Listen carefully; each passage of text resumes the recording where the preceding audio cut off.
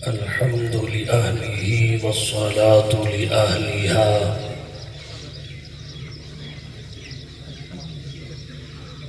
أما بعد فأعوذ بالله من الشيطان الرجيم. بسم الله الرحمن الرحيم.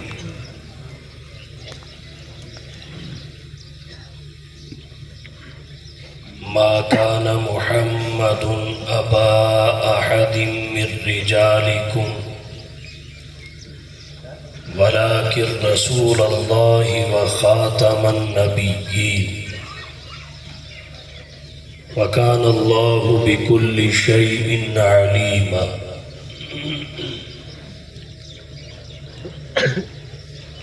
وقال النبي صلى الله عليه وسلم: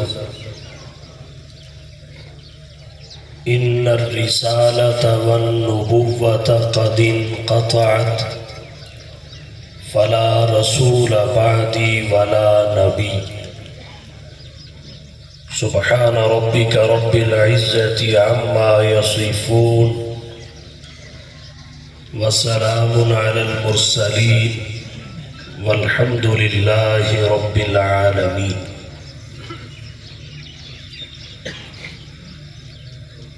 ارباب علم و دانش، اصحاب ذی شعور، معزز علماء کرام، طلباء عظام، مہمانان گرامی، حاضرین و سامعین،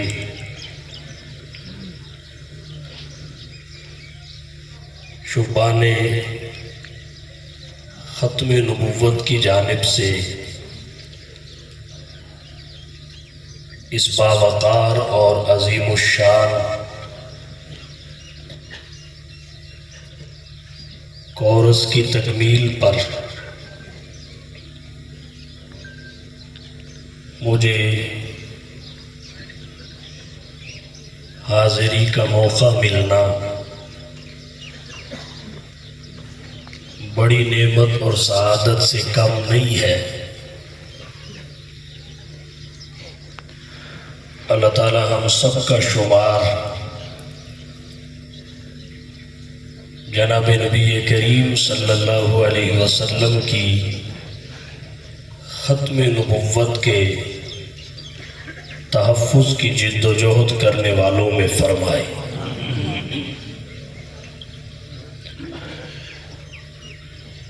عزیز بھائیوں،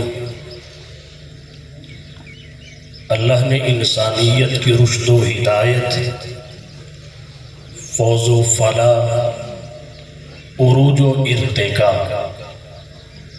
راہبری اور رہنمائی کے لیے جناب آدم صفی اللہ سے جس سلسلہ نبوت کا آغاز فرمایا، کم و بیش 1.25 لاکھ نفوس قدسیہ سے گزار کر حضور سرور کونین، ساقی کوثر، شافی محشر، ہادی و رہبر جناب محمد مصطفیٰ احمد مجتبیٰ صلی اللہ علیہ وسلم کی ذات گرامی پر اس سلسلہ کی تکمیل فرما دی. اس تکمیل نبوت کا نام ختم نبوت ہے. حضور صلی اللہ علیہ وسلم بغیر کسی تعویل اور تخصیص کے اللہ کے آخری نبی ہیں. آپ کے بعد کسی بھی قسم کی نبوت کے تصور کو قبول کرنا ویسے ہی کفر ہے جیسے اللہ کی الوہیت کے بعد کسی بھی قسم کی الوہیت کے تصور کو قبول کرنا کفر ہے. عقیدہ ختم نبوت کو سمجھنا اور اپنانا بھی ضروری ہے، اس کا تحفظ کرنا بھی ضروری ہے. آپ یوں کہہ سکتے ہیں ختم نبوت پر ایمان لانا ضروری ہے۔ سوال کیوں؟ اس کی بہت ساری وجوہات ہیں۔ ایک تو ختم نبوت فقط مسئلہ نہیں ہے، عقیدہ ہے، اور عقیدہ بھی اس طرح جس طرح عقیدہ توحید اور عقیدہ تقدیر ہے۔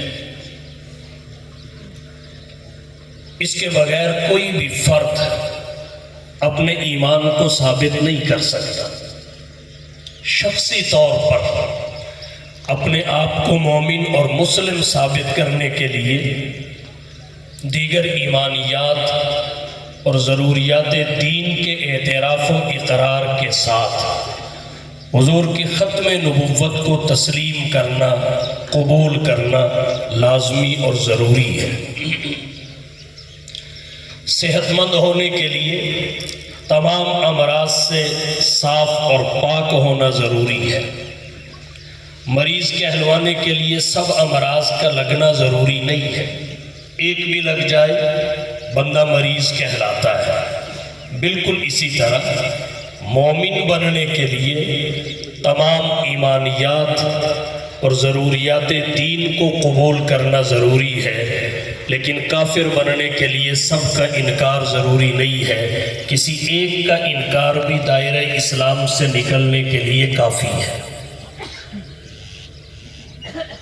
اگر کوئی شخص اللہ کی ذات اور صفات کو مانتا ہو مگر ذات و صفات میں وحدت کا قائل نہ ہو، متکلمین، علم کلام کے ماہرین اسے مومن تسلیم نہیں کرتے۔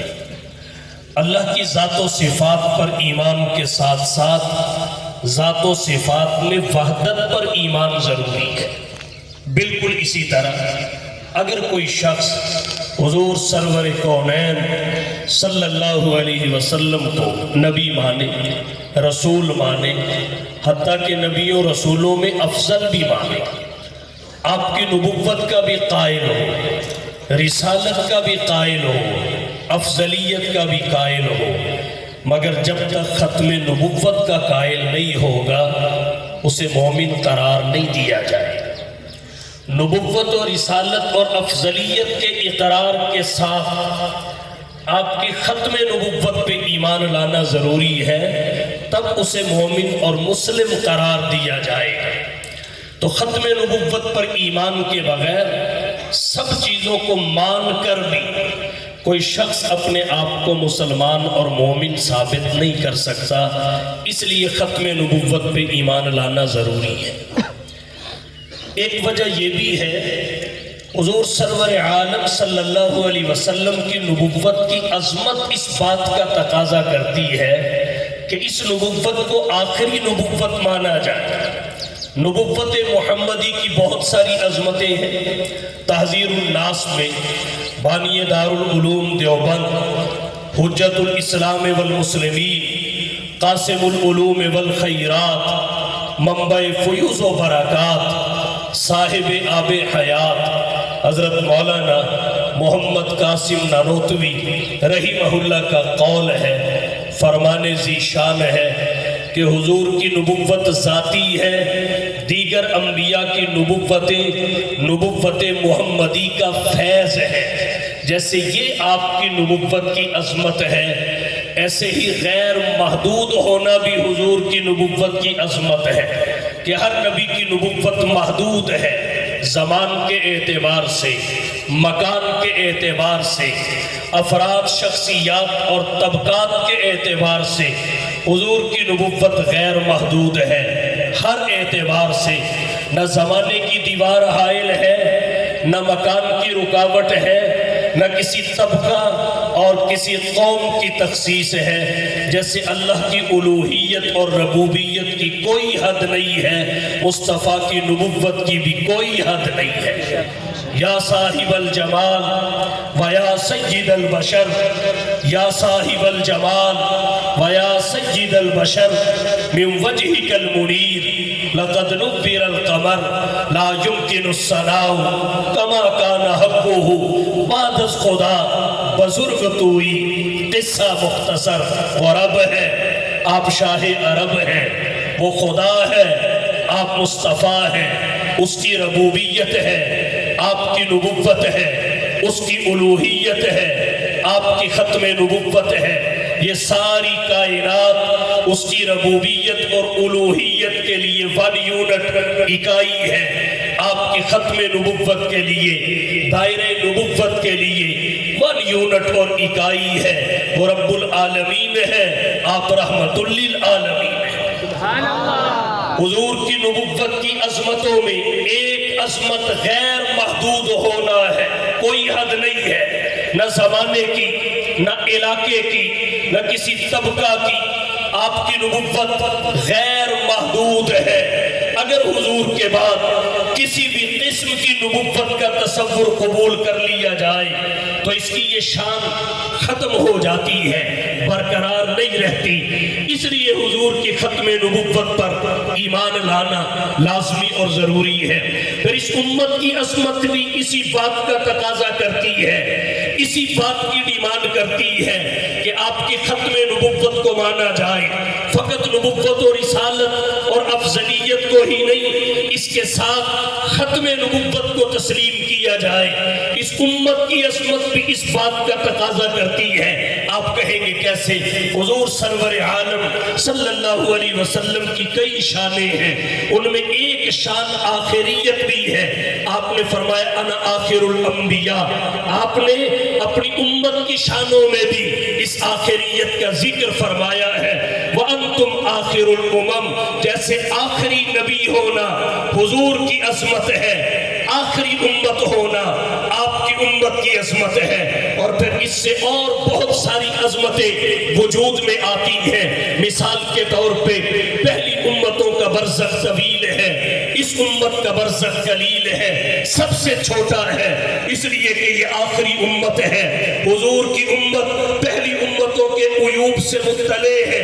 قرآن کریم میں قوم عاد کے حوالہ سے، سمود کے حوالہ سے، لوط کے حوالہ سے، شعیب کے حوالہ سے جو احوال ذکر کیے گئے، یہ امت تو ان سے واقف ہے، لیکن اس کی آخریت کی وجہ سے اللہ نے اسے یہ عظمت عطا فرمائی کہ کوئی امت اس امت کے عیوب پہ مطلع نہیں ہو سکے گی۔ پہلے گزر گئی، بعد میں آئے گی کوئی نہیں۔ یہ امت بھی ہے، آخر الامت بھی ہے، امت بھی ہے، خیر الامت بھی ہے۔ اس کی آخریت سے یہ عظمت بھی وجود میں آئی۔ پھر اللہ نے اسے شہادت علی الناس کے درجے پہ فائز کیا۔ کذالک جعلناکم امۃ وسطا لتکونوا شہداء علی الناس ویکون الرسول علیکم شہیدا۔ یہ بھی آخری ہونے کی وجہ سے دعوت و تبلیغ کا فریضہ اس امت کے سپرد کر دیا گیا۔ آخری ہونے کی وجہ سے اور بہت ساری عظمتیں ہیں، اختصار پیش نظر ہے۔ تو جیسے آخریت نبیوں کے نبی کی شان ہے، اس امت کی بھی شان ہے، اور اس سے اور بہت ساری شانیں وجود میں آتی ہیں۔ اگر آمینہ کے لال محبوب رب ذوالجلال صاحب الحسن والکمال جناب محمد مصطفیٰ احمد مجتبیٰ حبیب کبریاء فخر الانبیاء سید الورا شمس الضحیٰ بدر الدجا رہبر و رہنما لا يمکن الثنا مکین گنبد خضرا بلغ العلا کشف الدجا راحت العاشقین شفیع المذنبین خاتم النبیین رحمت للعالمین کے بعد کسی بھی قسم کی نبوت کا تصور قبول کر لیا جائے تو امت کی یہ شان بھی محل نظر ہو جاتی ہے۔ حضور کی نبوت کی عظمت بھی ختم نبوت کے اقرار کا تقاضا کرتی ہے، اور آپ کی امت کی عظمت بھی ختم نبوت کے اقرار کا تقاضا کرتی ہے۔ اور کہنا چاہوں گا خلفائے راشدین کی خلافت کا برحق اور بدیہی ہونا تقاضا کرتا ہے کہ حضور کو فقط نبی اور رسول اور افضل نبی اور رسول ہی نہ مانا جائے، آخری بھی مانا جائے۔ قرآن کریم میں اجراء نبوت کی نفی ہے، حضور کے بعد اجراء خلافت کا اس بات ہے۔ آیت استخلاف پڑھیے، وعد اللہ الذین آمنوا منکم وعملوا الصالحات ليستخلفنهم في الارض كما استخلف الذين من قبلهم. وضاحت میں نہیں جاتا. بخاری شریف جلد اول 491 صفحہ پہ روایت ہے. عن ابی ہریرہ رضی اللہ تعالی عنہ قال كانت بنو اسرائیل تسوسهم الانبیاء كلما هلك نبی خلفه نبی وانه لا نبی بعدی فسيكون خلفاء فيكثرون. آیات اور روایات اس بات کی شہادت دیتی ہے کہ حضور کے بعد نبوت کا سلسلہ پایہ تکمیل کو پہنچ چکا, حضور کی ذات پر انجام کو پہنچ چکا. اب اجرائے نبوت کی نفی ہے, اجرائے خلافت کا اس بات ہے. پھر اور کہنا چاہوں گا, حضور انتقال فرما گئے, آپ کی تجہیز و تکفین سے پہلے, آپ کے جنازہ سے پہلے صحابہ کرام نے اتفاقی طور پر حضرت ابو بکر صدیق رضی اللہ تعالی عنہ کے ہاتھ پہ بیعت کر لی. سوال پیدا ہوتا ہے, جنازت الرسول سے پہلے, تجہیز و تکفین سے پہلے آخر جلدی کیا تھی کہ حضرت ابو بکر کے ہاتھ پہ بیعت کی جا رہی ہے؟ حضرت ابو بکر صدیق کو پہلے خلیفہ مقرر کیا جا رہا ہے. گویا خلیفۃ الرسول کا تقرر جنازت الرسول پہ مقدم, خلیفہ کا تقرر تجہیز و تکفین پہ مقدم. اس کی وجہ کیا ہے؟ اہل علم نے بہت ساری وجوہات لکھی ہیں, ان میں ایک وجہ یہ بھی ہے تاکہ لوگوں کے ذہن میں یہ بات بٹھا دی جائے, اب امت کی قیادت نبوت نہیں کرے گی, خلافت کرے گی. نبوت کا سلسلہ پایہ تکمیل کو پہنچا, اب خلافت کا اجرا ہو رہا ہے, اب خلیفہ قیادت سنبھالے گا. تو اجرائے خلافت کا تصور تصدیق بنے, ضروری ہے, ضروری ہے کہ حضور کو نبی ہی نہیں آخری نبی مانا جائے. خلفائے راشدین کی خلافت حتیٰ کہ صحابہ کرام کی عظمت بھی اس کا تقاضا کرتی ہے. اللہ نے قرآن کریم میں والسابقون الاولون من المہاجرین والانصار والذین اتبعوہم بإحسان رضی اللہ عنہم ورضوا عنہ, مہاجرین و انصار کی احسان سے اتباع پر اپنی رضا کا پروانہ بخشا ہے.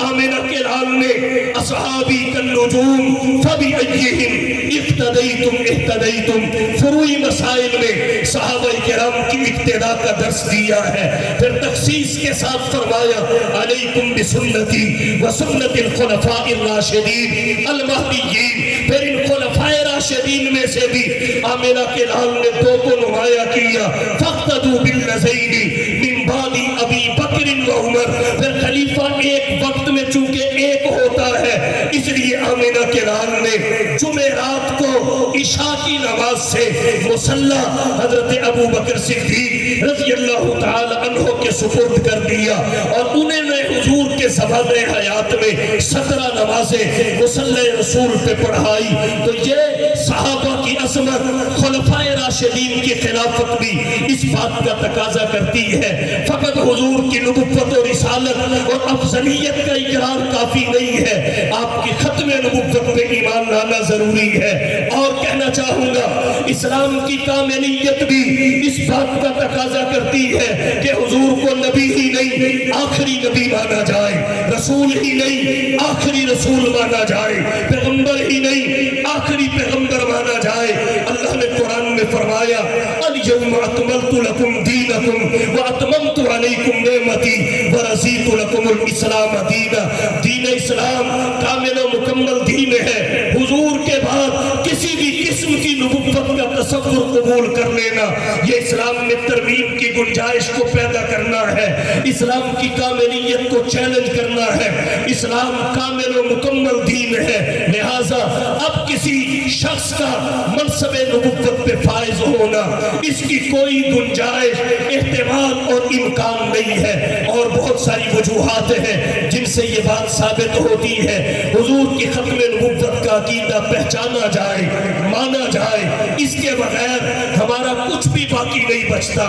پھر اگلی بات عرض کرنے لگا ہوں, ختم نبوت پر ایمان لانا ہی نجات کامل کے لیے کافی نہیں ہے. بلکہ تحفظ ختم نبوت کی جد و جہد میں عملی طور پر شریک ہونا بھی ضروری ہے۔ آپ کہیں گے کیوں؟ ایک دو وجہ آپ کی توجہ کی نظر کرنا چاہوں گا۔ اسلام کی عالمگیریت، اسلام کی مقبولیت اور اس کی آفاقی حیثیت اس بات کا تقاضا کرتی ہے کہ فقط ایمان لانے پہ اکتفا نہ کیا جائے، ختم نبوت کے تحفظ کی جد و جہد میں اپنی شرکت کو عملی طور پر یقینی بنایا جائے۔ مسیلمہ کذاب سے لے کر مرزا غلام احمد قادیانی تک جتنے مدعیان نبوت نے نبوت کا جھوٹا دعویٰ کیا ہے، سب کا مقصد ایک تھا، اسلام کی عالمگیریت کو، اسلام کی مقبولیت کو، اس کی آفاقی حیثیت کو مشکوک بنایا جائے۔ یہ ہمارے اوپر فرض بھی ہے، قرض بھی ہے کہ اسلام کی اس شان کو مضبوط کیا جائے، اسلام کی اس شان کو مستحکم کیا جائے۔ دوسری وجہ کیا ہے؟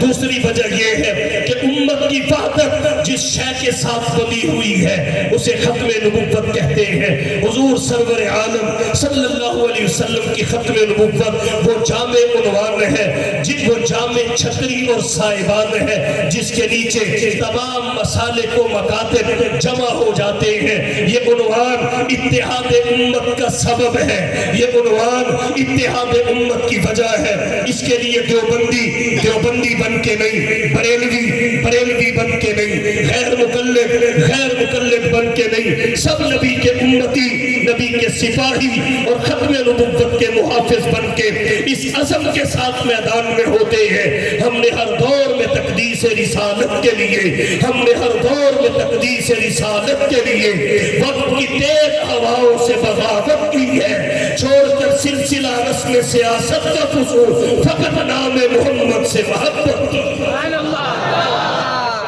حضور کی ختم نبوت کا تحفظ ضروری ہے، اس جد و جہد میں شمولیت ضروری ہے۔ اور کہنا چاہوں گا اسلام اور قرآن محفوظ ہے اگر غور کیا جائے اس کا سبب کیا ہے؟ اس کا سبب حضور کی ختم نبوت ہی ہے۔ نبوت نہیں، نبوت پہلے انبیاء کے پاس بھی تھی مگر ان پہ اترنے والی وحی محفوظ نہیں، ان کی تعلیمات محفوظ نہیں، ان کے اقوال افعال اور تقاریر محفوظ نہیں۔ حضور پہ اترنے والی وحی بھی محفوظ ہے، آپ پہ اترنے والی کتاب، آپ کی تعلیمات، آپ کی تقریر، آپ کے قول و فعل کو مکمل حفاظت عطا ہوئی ہے۔ اگر سبب فقط نبوت ہوتا وہ پہلے انبیاء اور رسول کو بھی عطا ہوئی مگر ان کی کتاب محفوظ نہیں، تعلیمات رسالت معام محفوظ نہیں، علماء کی کثیر تعداد تشریف فرما ہے۔ اس لیے کہنا چاہوں گا ہمارے پیغمبر کی تو ادائیں بھی محفوظ ہے، فقط تعلیمات ہی نہیں، وہ تو معمول بھی ہے۔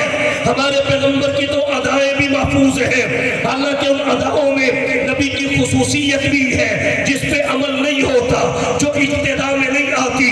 نبی کی طبیعت کے تحت بھی صادر ہونے والے افعال ہیں، عوارض کے تحت وجود میں آنے والے افعال ہیں، عارضہ صاحب کا، عارضہ نیند کا، عارضہ مرض کا اور بہت سارے عوارض۔ یہ ما یقتدا بالرسول کے باب سے نہیں ہے مگر اس کے باوجود محفوظ سب کچھ ہے۔ نبی کی ختم نبوت کے کامل اظہار کے لیے دنیا حیران و ششدر ہے کہ پہلے نبیوں کے نام بھی محفوظ نہیں اور ہمارے پیغمبر کی ایک ایک ادا محفوظ ہے۔ یہ ختم نبوت کا کامل اظہار نہیں تو اسے کیا نام دیا جائے گا؟ نبی کا بچپن کتابوں میں محفوظ، جوانی کتابوں میں محفوظ، بڑھاپا کتابوں میں محفوظ، اعطاء نبوت سے پہلے کے ایام کتابوں میں محفوظ، اعطاء نبوت کے بعد کے ایام کتابوں میں محفوظ۔ نبی کے اعتقادات، عبادات، اخلاقیات، معاملات، معیشت، معاشرت، طرز سیاست، اصول تجارت، نبی کا طرز حکمرانی، انداز جہاں بانی کتابوں میں محفوظ۔ نبی کا زہد و ورع، علم و حکمت، سخاوت و شجاعت، عدالت و شرافت، فہم و ذکا، جود و سخا، بندہ نوازی، غریب پروری، انوارات و برکات، معجزات و مبشرات، غزوات و فتوحات، جلوت و خلوت، سیرت و صورت، سنت و شریعت، نبوت و رسالت اور ختم نبوت، نبی کا حلیہ، چہرے انور کی حشاشت و بشاشت، فرحت و مسرت، وجاہت و ملاحت، لمعانیت، نورانیت اور لطافت کتابوں میں محفوظ اللہ کے نبی کا صاف و شفاف بچپن، بیداد جوانی، باقیدار بڑھاپا کتابوں میں محفوظ، نبی کی غریبی و امیری، جوانی و پیری، گدائی و بادشاہی، مستی و پارسائی، رنج و راحت، امن و جنگ، امید و ترنگ، حزن و مسرت کتابوں میں محفوظ، نبی کے معقولات کا وزن 4 من 20 سیر، نبی کے 21 سفید بالوں کی تعداد کتابوں میں محفوظ، الغرض دھرتی کائنات پر واحد ہستی حضور صدر کونین، ساقی کوثر، شافی محشر، ہادی و رہبر، آمینہ کے لال، محبوب رب ذوالجلال، صاحب الحسن والکمال، جناب محمد مصطفیٰ، احمد مصطفیٰ، حبیب کبریاء، فخر الانبیاء، سید الورا، شمس الضحیٰ، بدر الدجا، رہبر و رہنما، لا يمکن الصلاة، مکین گنبد خضرا، بلغ العلا، کشف الدجا، راحت العاشقین، شفیع المذنبین، خاتم النبیین، رحمت للعالمین کی ہے کہ ولادت سے لے کر اعطائے نبوت تک، اعطائے نبوت و رسالت سے لے کر ہجرت و نصرت تک، ہجرت و نصرت سے لے کر وفات اور رحلت تک، جس کی ایک ایک ادا کو اللہ نے ہمیشہ ہمیشہ کے لیے محفوظ کرا ہے۔ نعرہ تکبیر، تاج و تخت ختم نبوت، تاجدار ختم نبوت، عظمت محمد مصطفیٰ، عظمت محمد مصطفیٰ، فرما دے یہ ہادی، فرما دے یہ ہادی۔ حفاظت اسلام کے لیے، حفاظت دین متین کے لیے، حفاظت سنت و شریعت کے لیے، ختم نبوت کے تحفظ کی جد و جہد میں عملاً شرکت ضروری ہے۔ اور میں ایک بات اور عرض کروں گا، مرزائیوں نے بڑے گھاٹے کا سودا کیا ہے، بڑے گھاٹے کا سودا کیا ہے، ایک لمحے کے لیے نہیں سوچا کہ کس کے لیے، کس ہستی کو چھوڑ رہے ہو، کس کے لیے، کس ہستی کو چھوڑ رہے ہو، ایک لمحے کے لیے نہیں سوچا کیا دیکھا تھا اس میں اور کیا نہیں تھا نبیوں کے نبی میں، خلق کے سرور شافی محشر، خلق کے سرور شافی محشر صلی اللہ علیہ وسلم، مرسل داور خاص پیغمبر صلی اللہ علیہ وسلم، نور مجسم نجر اعظم سرور عالم مونے سے آدم، نوح کے ہمدم خضر کے رہبر صلی اللہ علیہ وسلم، رہبر موسیٰ ہادی عیسیٰ، تارک دنیا شاف عقبہ، ہاتھ کا تکیہ خاک کا بستر صلی اللہ علیہ وسلم، رحم کانٹے جس نے بچھائے، کالیاں دی پتھر برسائے، اس پہ چھڑکی پیار کی شبنم صلی اللہ علیہ وسلم، سم کے عوض دارو شفا دی، تان سنے اور نیک دعا دی، زخم سہے اور بخشا مرہم صلی اللہ علیہ وسلم، بحر سخاوت کان مربت، آئینہ رحمت شافی امت، مالک جنت قاسم کوثر صلی اللہ علیہ وسلم، دولت دنیا خاک برابر، ہاتھ کے خالی دل کے تونگر، مالک کشور تخت کا افسر صلی اللہ علیہ وسلم۔ نعرہ تکبیر، محمد ہمارے، محمد ہمارے، عظمت قرآن، عظمت صحابہ، کردار صحابہ۔ اپنی ذمہ داریوں کو پہچاننے کی ضرورت ہے، بزرگوں کی سیرت و کردار پڑھنے کی ضرورت ہے۔ جب مرزا غلام محمد قادیانی نے ابھی تک دعوی نبوت نہیں کیا تھا، حساسیت ہمارے اکابرین کی دیکھیے، حساسیت حضور کی ختم نبوت کے تحفظ کے لیے۔ حضرت حاجی امداد اللہ صاحب مہاجر مکی رحمہ اللہ نے پیر میر علی شاہ صاحب کو مکہ سے واپس بھیج دیا کہ جائیے، ابھی فتنہ نمودار نہیں ہوا لیکن اثرات نظر آنے لگ گئے ہیں، ہندوستان کی سرزمین پہ چلے جائیے، اگرچہ یہ جگہ بہت محترم ہے، مقدس ہے، نبی کا جائے ولادت ہے، نبی کی یادگاریں ہیں، نبی کا بچپن یہاں پہ گزرا، جوانی یہاں پہ گزری، نزول وحی کا آغاز یہاں ہوا، توحید کی شمع نے دنیا کو روشن یہاں سے کیا، لیکن یہ سب کچھ محمد مصطفیٰ کے قدم بقدم امت کو ملا ہے، یہ سارا فیضان حضور کی ذات گرامی سے چلا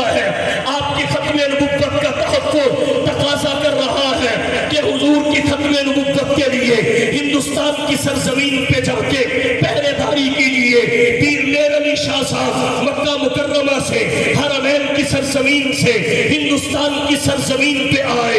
جب مرزا غلام احمد قادیانی نے اپنے دعوی نبوت سے پہلے دیگر دعووں میں سفر شروع کیا، کبھی مناظر کہہ رہا تھا، کبھی مبلغ کہہ رہا تھا، پھر مجددیت کے دعوے تک پہنچا، پھر مہدویت کے دعوے تک پہنچا، پھر مسیحیت کے دعوے تک پہنچا، پھر نبوت کے دعوے تک پہنچا.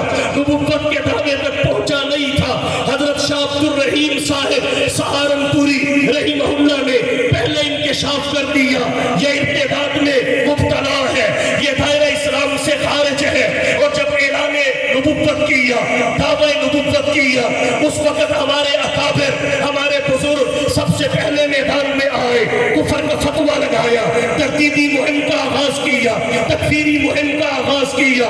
علماء لدھیانہ میدان میں آئے، مولانا حبیب الرحمن لدھیانوی کے دادا مولانا محمد لدھیانوی، مولانا عبداللہ لدھیانوی، مولانا اسماعیل لدھیانوی میدان میں آئے، فتویٰ کفر عائد کیا تاکہ لوگوں کا ایمان محفوظ رہ سکے. اکابر میدان میں نکلے. دارالعلوم دیوبند کے ایک استاد نے باضابطہ فتویٰ مرتب کیا، بر صغیر پاک و ہند کے اکابرین سے اس پہ دستخط کروائے. یہ تحریک چلی حضور کی ختم نبوت کے تحفظ کے لیے.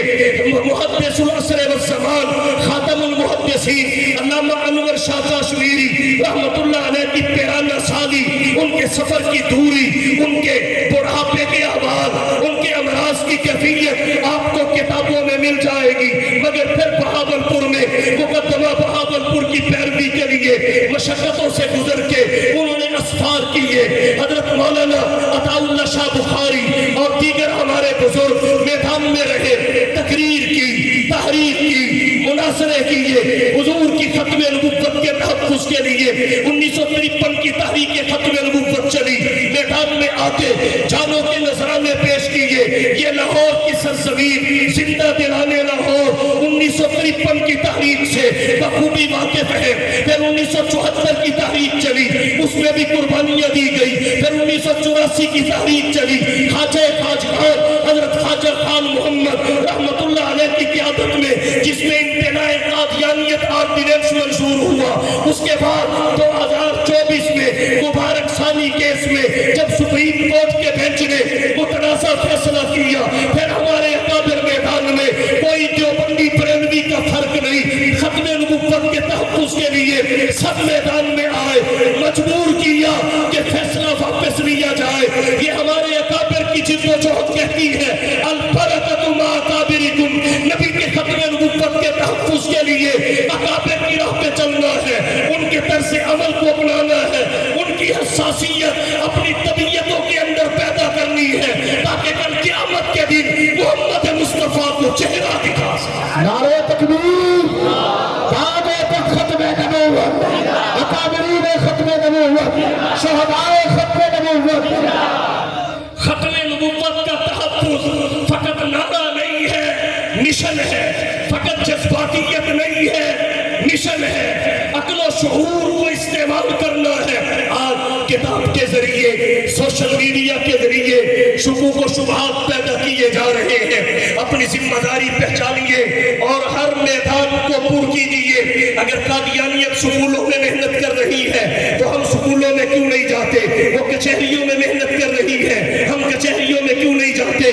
وہ پبلک مقامات پہ محنت کر رہی ہے، ہم بھی پبلک مقامات پہ جائیں. وہ سوشل میڈیا کا استعمال کرتی ہے، ہم نبی کی ختم نبوت کے لیے سوشل میڈیا کا مثبت استعمال کریں اور ریاستی اور آئینی دائرے میں رہتے ہوئے حضور کی ختم نبوت کا تحفظ کریں. جن فورموں پر قادیانیت پہنچ کر اسلام کا چہرہ بگاڑ کے پیش کر رہی ہے اور ناموس رسالت اور ختم نبوت کے تحفظ کے قانون پہ اثر انداز ہونا چاہتی ہے، ہم وہاں تک رسائی حاصل کریں. اگرچہ یہ وزارت خارجہ کا کام ہے، وزارت مذہبی امور کا کام ہے، لیکن اگر وہاں سے پیش رفت ہوتی نظر نہیں آتی تو ہمارے بھی علماء تعلق والے باہر کے ممالک میں رہتے ہیں، ان کے ذریعے جو ہمارے دائرہ اختیار میں ہے ہم پیش رفت کریں اور حضور کی ختم نبوت کے تحفظ کے لیے اس تحریک کو تحریک کے طور پہ زندہ رکھے، اس تحریک کو تحریک بنا کے آگے لیتے بڑھے تاکہ نسل نو کو یہ عقیدہ حفاظت کے ساتھ منتقل ہو، یہ احوال دیانت کے ساتھ منتقل ہو، یہ احوال امانت کے ساتھ منتقل ہو۔ اور یہ بھی کہنا چاہوں گا قادیانیوں کو دعوت اسلام دینا کسی صورت ترک نہ کیا جائے، انہیں دعوت اسلام دی جائے، اور اگر وہ ہماری اس دعوت کو قبول نہیں کرتے تو پھر اس پہ محنت کی جائے کہ جب تمہیں ہماری دعوت قبول نہیں ہے تو پھر غیرت کیجئے، شاعر اسلام کا استعمال ترک کر دیجئے، شاعر اسلام کا استعمال نہ کیجئے، اپنی پہچان لے کے میدان میں آئیے، پھر ہم دیکھتے ہیں کتنے لوگ تمہارے دھوکے میں مبتلا۔ فتنہ ہے، ہر فتنے کا ایک امتیازی تشخص اور پہچان ہے، یہ اپنی پہچان لے کے آئے، لوگوں کے ایمانوں کی حفاظت کیجئے، انکار ختم نبوت کے بھیانک نتائج سے لوگوں کو بچائیے، اور جہاں تک ممکن ہو سکے قادیانیوں کا معاشی بائیکاٹ کیجئے، ان کی معاشی ناکہ بندی کیجئے تاکہ معاشی طور پہ کمزور ہوں، اور اس طرح لوگوں کے ایمان وسیع پیمانے پر وہ خراب نہ کر سکے۔ آئیے حضور کی ختم نبوت کے تحفظ کی جد و جہد میں عملی طور پر شمولیت اختیار کریں، اپنے اکابر کے حکم پر لبیک کہیں، جہاں آواز پڑے دوڑتے ہوئے جائیں، اس عزم کے ساتھ کہ نماز اچھی، روزہ اچھا، حج اچھا، زکوٰۃ اچھی، مگر باوجود اس کے میں مسلمان ہو نہیں سکتا، نہ جب تک قد مروں خواجہ بطحا کی حرمت پر خدا شاہد ہے، کامل میرا ایمان ہو نہیں سکتا۔ گر کرنی ہے جہانگیری محمد کی غلامی کر، گر کرنی ہے جہانگیری محمد کی غلامی کر، عرب کا تاج سر پر رکھ، خدا بندے عجم ہو جا، محمد کی غلامی کر، تو بھی سیکھ جائے گا جہاں بینی، جہانگیری، جہاں بانی، جہاں داری۔ وآخر دعوانا ان الحمدللہ۔ نعرہ تکبیر۔